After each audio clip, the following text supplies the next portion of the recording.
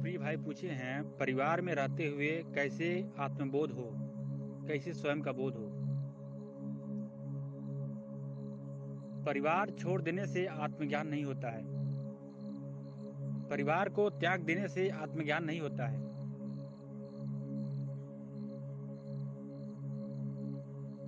हमें स्वयं का बोध करना है तो परिवार क्या उसमें बाधा पड़ता है, परिवार उसमें बाधा नहीं पड़ता है। हमें खुद की जानकारी हासिल करना है, हमें स्वयं का बोध करना है तो परिवार क्यों बाधा बनेगा। परिवार में रहते हुए भी जो बोध हो गया, जो बुद्धत्व को प्राप्त हो गया, वही सच्चा संत है। जो संसार में रहते हुए भी बुद्धत्व को प्राप्त हो गया, वही सच्चा संत है, वही परम संत है। क्योंकि जिस दिन उसको बोध हो गया, उस दिन उसको दिशा देने के लिए संसार में आना पड़ेगा। अगर वो घर परिवार त्याग देता है और उसको बोध हो गया, तो फिर भी उसको गांव में ही लौट के आना पड़ेगा, फिर भी उसको शहर में ही लौट के आना पड़ेगा। क्योंकि शहर में और परिवार रहता है, गांव में ही परिवार रहता है। और इस चीज की दिशा देने के लिए परिवार में लौट के आना पड़ेगा, संसार में लौट के आना पड़ेगा। क्या फायदा आप संसार को त्यागने के लिए, क्या फायदा आप परिवार को त्यागने के लिए। आप स्वयं का बोध परिवार में रहते हुए भी स्वयं का बोध कर सकते हैं। इस संसार में जीते हुए भी स्वयं का बोध हो सकता है। लेकिन परिवार में रहते हुए भी कैसे स्वयं का बोध किया जाए। जो मानव का शरीर मिला है, उस मानव का शरीर को समझने की जरूरत है। उस मानव के भीतर क्या है, उस शरीर के भीतर क्या है, इस शरीर के संतुलन बनाने की जरूरत है। परिवार इसमें बाधा नहीं पड़ता है। आपका भाव कैसा है, आपका प्रेम कैसा है, आपका खोज कैसा है, यह मायने रखता है। आपका जीवन कैसा है, आप अपने जीवन में कैसा जीना चाहते हैं, यह मायने रखता है।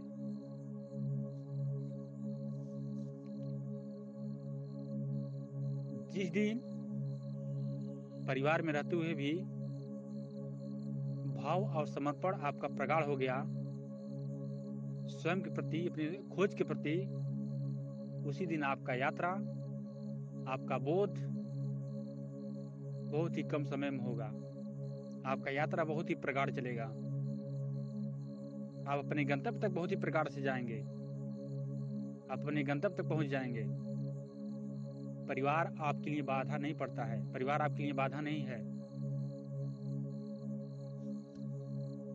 परिवार में रहते हुए भी स्वयं का बोध हो सकता है और होता है।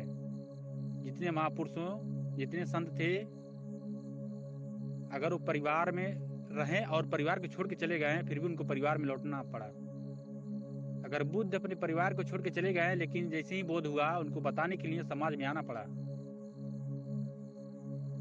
कबीर अपने परिवार में ही रह करके स्वयं का बोध किए, अपने गंतव्य तक पहुंचे, उस परमात्मा की प्राप्ति हुआ, उस सार शब्द का प्राप्ति हुआ।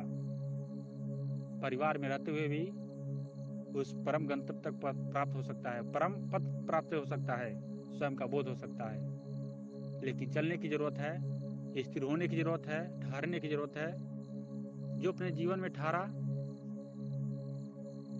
वो अपने जीवन में स्वयं का बोध कर लिया, अपने को होश पूर्वक पा लिया।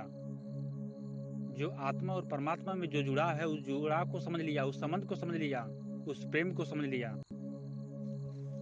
जिसने जीवन में अपने झांका, जिसने अपने जीवन में उतरा, वह प्रेम को समझ लिया, उस गहन शांति को समझ लिया। आपको भी उतरने की जरूरत है, आपको भी भीतर चलने की जरूरत है, स्थिर होने की जरूरत है। जो अपने जीवन में स्थिर हो गया, उसके जीवन में सरलता आ गया, प्रेम प्रकट हो गया, प्रेम भाव आ गया। एक मानव के प्रति, किसी भी व्यक्ति के प्रति प्रेम प्रकट हो गया। प्रेम भाव, समर्पण, ये होशपूर्वक हो गया, या होशपूर्वक होने पर ही प्रेम प्रकट होता है। जो अपने जीवन में अपने भीतर उतरा, उसको प्रेम प्रकट हुआ, गहन शांति में उतरा, गहन शांति उसको प्राप्त हुआ, परम शांति उसको प्राप्त हुआ। आपको भी अपने भीतर उतरने की ज़रूरत है। आपको भी अपने भीतर चलने की ज़रूरत है, अपने भीतर स्थिर होने की ज़रूरत है। अपने जीवन में ऊर्जा ऊर्ध्वगामी होनी चाहिए। अपने जीवन में शरीर का संतुलन बनाना चाहिए, बैलेंस होना चाहिए।